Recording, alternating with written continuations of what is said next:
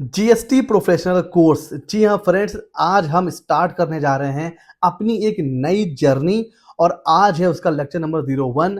जैसा कि हमने आपसे प्रॉमिस किया था कि बहुत जल्द हम एक ऐसा कोर्स लेकर के आ रहे हैं जिसमें हम लोग जीएसटी को सीखेंगे बिल्कुल ही नए तरीके से। और ये मैं ऐसा क्यों बोल रहा हूँ, बिकॉज जीएसटी अभी तक आपने देखा होगा जीएसटी का कोर्स बहुत से आप कह सकते हो इंस्टीट्यूट करवाते हैं। इवन हमारे चैनल पर भी जीएसटी प्रैक्टिशनर कोर्स वहाँ पर अवेलेबल है। अगर आपने नहीं देखा है तो वो आप देख सकते हो, उसका लिंक आपको डिस्क्रिप्शन में मिल जाएगा। लेकिन जीएसटी प्रैक्टिशनर कोर्स से ये कोर्स कैसे अलग होने वाला है ये हमने डिस्कस किया था। बिकॉज इस आप कह सकते हो लेक्चर में या इस कोर्स में हम लोग जीएसटी को सीखने वाले हैं सेक्टर वाइज। यहाँ पर मैं आपको बेसिक चीजें नहीं बताऊंगा कि जीएसटी होता क्या है, आईटीसी क्या होता है, प्लेस ऑफ सप्लाई के रूल क्या होते हैं, वैल्यूएशन के रूल्स क्या होते हैं, रिटर्न्स की ड्यू डेट क्या होती है, कौन कौन से रिटर्न्स होते हैं। ये सारी चीजें अगर आपको समझनी है, अगर सीखनी है, तो उसके लिए है हमारा जीएसटी प्रैक्टिशनर का कोर्स। आप वहां से सीख सकते हो। इस कोर्स में ये जो जीएसटी प्रोफेशनल कोर्स है, इसमें हम लोग जीएसटी सीखने वाले हैं सेक्टर वाइज। जैसे टेक्सटाइल इंडस्ट्री के ऊपर जीएसटी कौन कौन से रूल एप्लीकेबल होते हैं, ट्रांसपोर्टेशन के ऊपर जीएसटी कैसे लगता है, फार्मा सेक्टर पर जीएसटी के क्या इंपैक्ट होते हैं, real estate sector, restaurant business, education, banking, travel industry, जितने भी इंपॉर्टेंट सेक्टर हैं उनके ऊपर जीएसटी आने के बाद क्या क्या इंपैक्ट पड़ा और जीएसटी के कौन कौन से रूल उनके ऊपर एप्लीकेबल होते हैं, इस कोर्स में हम लोग इस पॉइंट ऑफ व्यू से सीखने वाले हैं। और उसी सीरीज में आज लेक्चर नंबर 1 में हम लोग देखने जा रहे हैं GST impact on restaurant business. तो बिल्कुल भी डिले नहीं करते हैं, अपनी इस खूबसूरत जर्नी को हम लोग स्टार्ट करते हैं। जैसे हम लोगों ने पहले कई कोर्स स्टार्ट किए और उसको कंप्लीट किया, उसी तरह आज हम एक और कोर्स को लॉन्च करने जा रहे हैं, एक और कोर्स की जर्नी हम लोग स्टार्ट करने जा रहे हैं।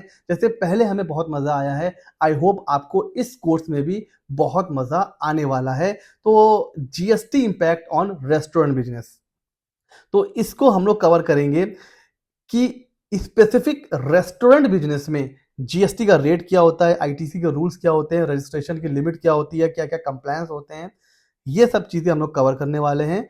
सबसे पहले बात करते हैं प्री जीएसटी एरा की। जीएसटी से पहले देखिए क्या होता था। देखिए हम लोग जब रेस्टोरेंट में जाते हैं तो वहां पर हम लोग क्या ऑर्डर करते हैं, खाना वगैरह ऑर्डर करते हैं। थोड़ी देर के बाद एक वेटर आता है, वो खाना सर्व करता है और चला जाता है। अब यहाँ पर थोड़ा सा ध्यान दीजिए, हमने जो खाना ऑर्डर करा, लेट सपोज हमने ऑर्डर करा chilli paneer and fried rice Manchurian, ठीक है। तो ये जो आया ये क्या है, गुड्स। बट जो वेटर आके हमको सर्व कर रहा है ये क्या है, सर्विस। तो इस रेस्टोरेंट बिजनेस में दो चीजें इन्वॉल्व हो गई, एक गुड्स एक सर्विस। प्री जीएसटी से पहले क्या होता था, जीएसटी जब नहीं आया था बहुत प्रॉब्लम थी, बिकॉज वैट लगता था गुड्स पर, सर्विस टैक्स लगता था। ये मैं एक एवरेज रेट है, वैट का रेट था 14%, एवरेज अलग स्टेट में अलग अलग था, बट ऑन एन एवरेज 14-15% था। और सर्विस टैक्स था 6% ऑन एन एवरेज। अब हो क्या रहा था, एक तो बहुत कंफ्यूजन ये होता था कितने वैल्यू पे हम जो है वैट लगाएं, कितने पर सर्विस टैक्स लगाएं। जैसे हमने मंचूरियन ऑर्डर करा 200 रुपीज का, अब 200 रुपीज में कितने का गुड्स है, कितने की सर्विस है, एक तो ये कंफ्यूजन। उसके बाद वैट अलग लग रहा है, सर्विस टैक्स अलग लग रहा है। अच्छा, वैट अलग सर्विस टैक्स अलग, तो आईटीसी का सेट ऑफ भी नहीं कर सकते हैं। अगर वैट की आईटीसी है तो वो सर्विस टैक्स में एडजस्ट होती नहीं थी, सर्विस टैक्स की आईटीसी है वो वैट में एडजस्ट होती नहीं थी, ठीक है। तो इससे हो क्या रहा था, कैस्केडिंग इफेक्ट हो रहा था, टैक्स के ऊपर टैक्स लग रहा था। ये था जीएसटी आने से पहले। अब जीएसटी आ गया, वैट खत्म, सर्विस टैक्स खत्म। अब पूरे रेस्टोरेंट बिजनेस पर क्या लग रहा है, सिर्फ एक जीएसटी, एक रेट से जीएसटी लग रहा है। भूल जाइए कितना पोर्शन गुड्स का है, कितना पोर्शन जो है वो सर्विस का है, सब हटा दीजिए, एक टैक्स है भैया जीएसटी। कैसे लगता था वो देखते हैं। देखिए आज के टाइम में जब हम लोग, अगर आप लोग कभी रेस्टोरेंट जाते हैं तो ध्यान दीजिएगा, वहां पर जो जीएसटी चार्ज होता है वो ज्यादातर चार्ज होता है 5%। जीएसटी को, जीएसटी के ऊपर एक कंसेशनल रेट रखा गया कि भाई जीएसटी को हम कवर करेंगे 5% में। लेकिन क्योंकि यहाँ पर टैक्स के रेट को कम किया गया, इसीलिए यहाँ पर आईटीसी का बेनिफिट नहीं दिया जाता। ये कहा जाता है कि ऑलरेडी रेस्टोरेंट सर्विसेज पर 5% जीएसटी है, ऑलरेडी कंसेशनल रेट लग रहा है, ऑलरेडी बहुत कम है, इसलिए हम आईटीसी का बेनिफिट नहीं देंगे। तो जो रेगुलर रेस्टोरेंट होते हैं वहां पर जीएसटी लगता है 5% और उनको कोई आईटीसी नहीं मिलता है, चाहे वो कुछ भी परचेस करें। अच्छा, कुछ ऐसे रेस्टोरेंट होते हैं जो होटल के नीचे होते हैं, आपने देखा होगा ऊपर होटल है, नीचे रेस्टोरेंट बना हुआ है, तो यहां पर भी जीएसटी 5% ही है, लेकिन कब? जब टैरिफ जो है ना वो 7500 7,500 से कम होता है होटल का, वहां पर अगर आप रेस्टोरेंट में खाना खाओगे जीएसटी लगेगा 5%। लेकिन अगर होटल का टैरिफ 7500 से ज्यादा है, एक्सीड कर रहा है, तो फिर जीएसटी लग जाता है 18%। लेट से जो लग्जरी होटल होते हैं, देखिए 7-8 हजार से ऊपर अगर होटल का रेंट है तो वो एक 3 स्टार 4 स्टार होटल तो होगा ही होगा। तो जो लग्जरी होटल है अगर आप उसके रेस्टोरेंट में खाना खाएंगे तो 18%, हाँ यहां पर आपको आईटीसी मिल जाएगा। और अगर आप केटरिंग सर्विस में हैं तो यहां पर भी 5% नहीं, यहां पर भी आपको जीएसटी लगेगा 18% और यहां पर भी आपको आईटीसी मिल जाएगा। तो इसका अगर मैं क्रक्स निकालूं तो वो ये निकलेगा कि भाई रेगुलर रेस्टोरेंट 5% आईटीसी नहीं मिलेगा, अगर होटल का जो टैरिफ है 7,500 से कम है 5% आईटीसी नहीं मिलेगा, 7,500 से ज्यादा है या केटरिंग सर्विसेज हैं तो फिर आपका जीएसटी का रेट हो जाएगा 18% और जैसे ही जीएसटी का रेट बढ़ जाएगा फिर आपको आईटीसी का बेनिफिट भी मिल जाएगा। ये है जीएसटी आने के बाद की कहानी। तो जीएसटी रेट आपका क्लियर हो गया। अच्छा आगे चलते हैं। अच्छा एक मजे की बात देखिए, अगर रेस्टोरेंट बिजनेस वाले ये कॉम्पोजिशन स्कीम में जाते हैं, है ना, कॉम्पोजिशन स्कीम में जाते हैं जो कि लिमिट क्या होती है 1.5 सीआर, तो वहां पर कॉम्पोजिशन का भी जो रेट है वो भी 5% है। इंडिया में एकमात्र एक ऐसा सेक्टर है जहां रेगुलर स्कीम और कॉम्पोजिशन स्कीम दोनों की जो जीएसटी का रेट है वो सेम है। रेगुलर में भी 5% है, कॉम्पोजिशन में भी 5% है।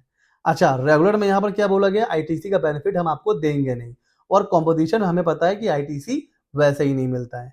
तो अगर मैं यहां पर आपको एक सजेशन दूं, एक एडवाइस दूं कि अगर आपका टर्नओवर 1.5 सीआर तक है तो रेगुलर में जाने से अच्छा है कि आप कॉम्पोजिशन में जाइए।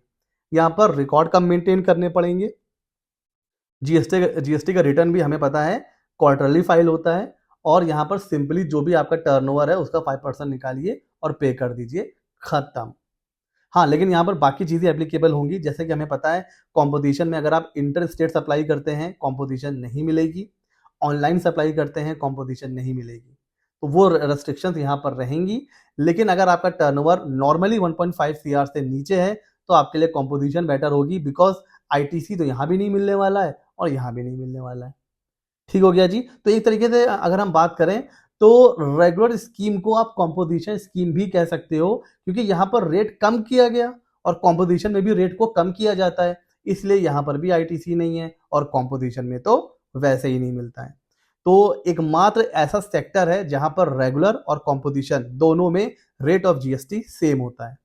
अच्छा आईटीसी किसका मिलता है और किसका नहीं मिलता है, यहां पर देखिए बात हो रही है उन रेस्टोरेंट की जिनके ऊपर 18% जीएसटी लगता है, 7,500 से ऊपर वाले और केटरिंग वाले। जो 5% वाले हैं उनको तो वैसे भी आईटीसी नहीं मिलता है, तो वहां पर एलिजिबल इन एलिजिबल का क्वेश्चन ही नहीं आता है। तो देखिए जिन रेस्टोरेंट को आईटीसी मिल सकता है उनको किसका मिलेगा, अगर वो कोई ऐसा परचेस करते हैं जो उनको नेसेसरी है उनकी आउटवर्ड जो टैक्सेबल सप्लाई है वो प्रोवाइड करने में। जैसे वो आगे क्या प्रोवाइड करते हैं, फूड, तो पीछे से परचेज भी करेंगे तो उसके ऊपर जो आईटीसी है वो उनको मिल जाएगा। उसी तरह कोई यूटिलिटीज का बिल पे कर रहे हैं उसके ऊपर जीएसटी है, मिल जाएगा। स्टाफ सैलरी, कई बार रेस्टोरेंट क्या करते हैं वर्क पावर जो भी मैन पावर सप्लाई करते हैं ना उनके साथ कॉन्ट्रैक्ट हो जाता है कि हमें भाई 10 वेटर चाहिए, 20 वेटर चाहिए, 50 वेटर चाहिए, तो वहां पर भी उनको जीएसटी पे करना पड़ता है, तो उनका भी आईटीसी मिल जाएगा। इन शॉर्ट आईटीसी का जो नॉर्मल रूल है वो यहां पर एप्लीकेबल हो जाएगा। और किनका आईटीसी नहीं मिलेगा, तो भाई जिन आपने जो परचेज आपने पर्सनल कंजम्पशन के लिए ले रखी है, कोई एग्जेम्प्ट सर्विस है, कैपिटल गुड्स, देखिए यहां पर कैपिटल गुड्स का आईटीसी मिल तो जाएगा बट एक बार में ना पूरा नहीं मिलेगा, ठीक है ना, पूरा एक बार में नहीं मिलेगा। जैसे जैसे आप कैपिटल गुड्स यूज करोगे वैसे वैसे आप आईटीसी भी क्लेम कर पाओगे। हाँ पूरा एक बार में आ जाएगा क्रेडिट लेजर में, लेकिन आप यूटिलाइज कैसे करोगे, जैसे जैसे आप कैपिटल गुड्स को यूज करोगे।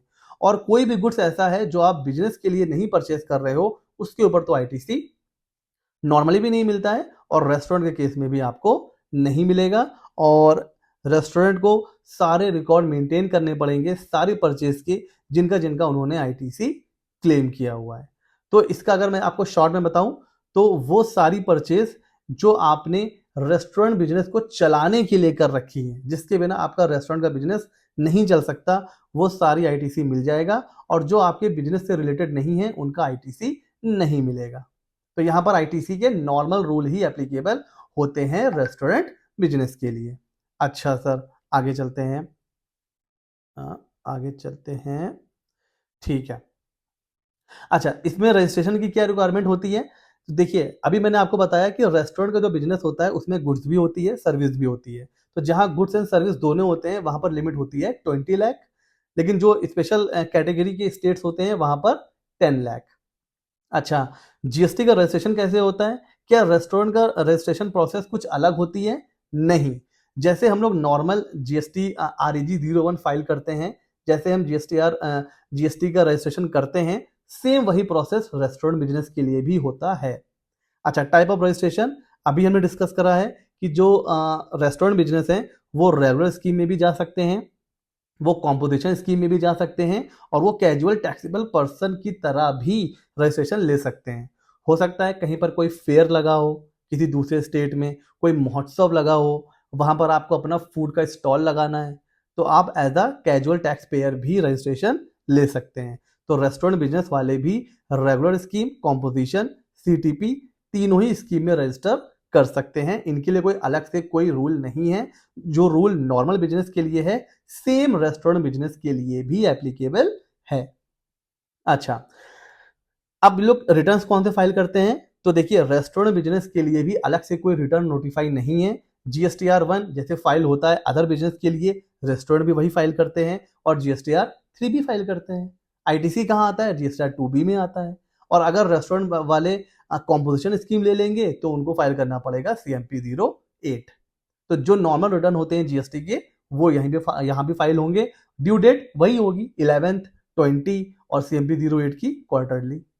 ठीक है, तो यहाँ पर सब कुछ सेम है। रिकॉर्ड क्या क्या मेंटेन करेंगे? जितने भी ट्रांजैक्शन हैं, इनवॉइस हैं, जो परचेज ऑर्डर हैं, जो पेमेंट ऑर्डर हैं, पेमेंट की रिसीट है, जो कैश में सेल हो रही है, जो क्रेडिट में सेल हो रही है, वो सारे के सारे रिकॉर्ड मेंटेन करना पड़ेगा एक रेस्टोरेंट वाले को भी। इनके लिए कोई एग्जेम्पशन नहीं है। ठीक हो गया जी? ठीक है। अच्छा, रेस्टोरेंट वालों के लिए क्या इनवॉइस इशू करना मैंडेटरी है? यस। चाहे वो रेगुलर टैक्स पेयर हो या कॉम्पोजिशन हो, दोनों ही केस में उनको इनवॉइस इशू करना पड़ेगा। और ज्यादातर आपने देखा होगा रेस्टोरेंट वाले ऐसा इनवॉइस देते हैं, तो आप चेक कर सकते हो, उसमें नाम, address, GST number, quantity, GST का रेट, सब कुछ होता है। ठीक है, तो इनवॉइस उनको इशू करना ही करना है, चाहे वो कुछ भी, चाहे 100 रुपए का हो, 200 का हो, 1000 का हो, इनवॉइस रेस्टोरेंट वाले इशू करना पड़ेगा अगर वो जीएसटी में रजिस्टर्ड हैं। तो इनवॉइस का फॉर्मेट क्या है? देखिए, इनवॉइस का कोई फॉर्मेट नहीं होता है। जो भी इंपॉर्टेंट मैंडेटरी इंफॉर्मेशन है, वो आपके इनवॉइस में होनी चाहिए। फिर चाहे वो वर्टिकल हो, चाहे वो हॉरिजॉन्टल हो, चाहे इलेक्ट्रॉनिक हो, चाहे छोटा हो, बड़ा हो, कुछ भी हो, फिजिकल हो, इलेक्ट्रॉनिक हो, कुछ भी हो, इनवॉइस का कोई फॉर्मेट अलग से नहीं है। बट हाँ, जो इंपॉर्टेंट इंफॉर्मेशन है वो उसमें होनी चाहिए। ईवे बिल की रिक्वायरमेंट भी सेम है। अगर 50,000 को एक्सीड कर रही है गुड्स की वैल्यू, तो भैया ईवे बिल आपको यहां पर जनरेट करना पड़ेगा।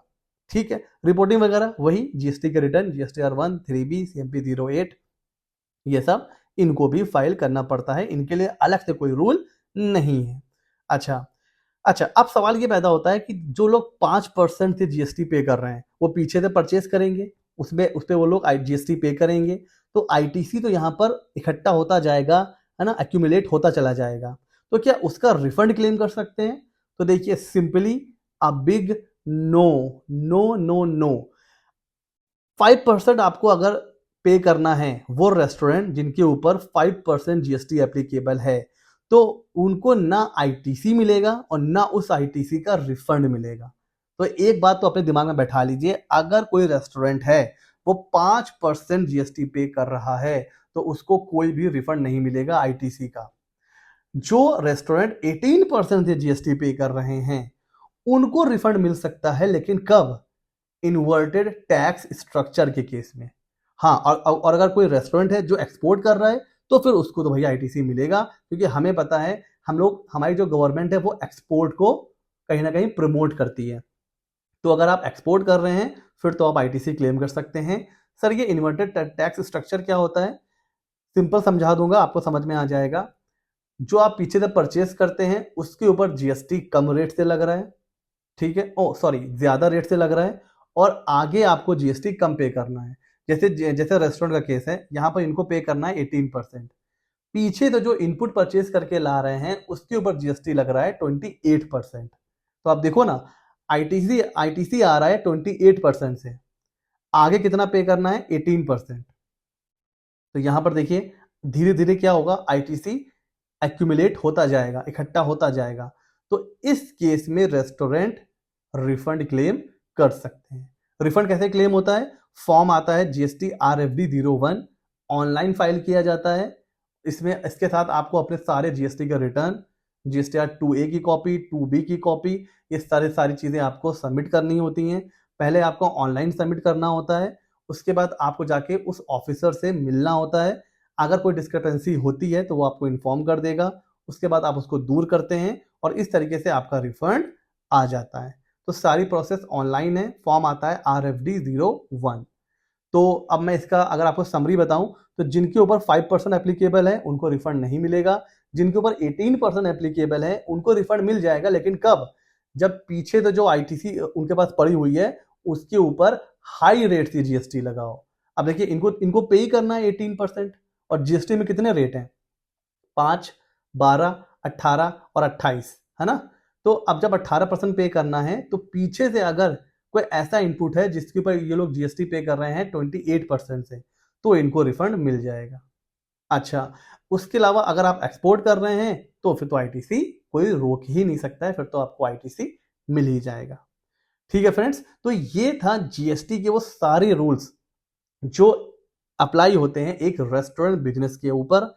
तो कैसा लगा ये वीडियो और कैसा लगा ये इंफॉर्मेशन? ऐसे ही हम लोग आने वाले टाइम में जो और भी सेक्टर हैं, जैसे रियल एस्टेट हो गया, रेडीमेड गारमेंट्स हो गया, है ना, कपड़े वगैरह हो गए, फुटवेयर इंडस्ट्री हो गई, या फिर एजुकेशन सेक्टर हो गया, बैंकिंग सेक्टर हो गया, इंश्योरेंस सेक्टर हो गया, तो इस तरह से हम लोग, वर्क्स कॉन्ट्रैक्ट हो गया, तो अलग अलग सेक्टर में हम लोग इसी तरह जीएसटी के क्या क्या इम्पैक्ट हैं, आईटीसी किस पर मिलेगा किस पर नहीं मिलेगा, क्या रेट है, जीएसटी रजिस्ट्रेशन उसी तरह होगा या कुछ अलग प्रोसेस है, इसी तरीके से हम लोग सारे सेक्टर को कवर करने वाले हैं।